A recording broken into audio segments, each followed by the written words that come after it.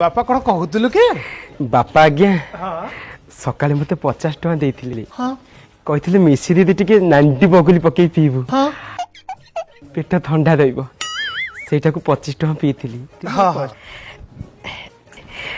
ଆଉ ଆଉ 20 ଟଙ୍କା ବଳିଛି रखिता कौन खर्च बार्च कर रखिता ନାଇଁ ବାପା ମୋର ପଇସା କଣ ହବ ଯେ ଆପଣ ପରା ସକାଳେ ମତେ ଦିଥର ଲେଖା ପଇସା ଦଉଛନ୍ତି 100 200 ଖର୍ଚ୍ଚ କରିବାକୁ ମୋର ଆଉ ପଇସା କଣ ହବ ଏ ପଇସା ରଖନ୍ତୁ ବାପା ବାପା ମତେ ଯଦି ଆଜ୍ଞା ଦେବେ ମୁଁ ଭିତରକୁ ଯାଇଥାନ୍ତି जा जा जा जा ନାଇଁ ବାପା ଆପଣ ଆଜ୍ଞା ଦିଅନ୍ତୁ जा आज्ञा देली आज्ञा जा जा जा जा जा जा जा दैट इज कॉल्ड संस्कार अरे भगवान मते दीटा जिंस देइछथि गोटे सुंदरी माइके ना आउ गोटे मो पुओ सात भरी सुना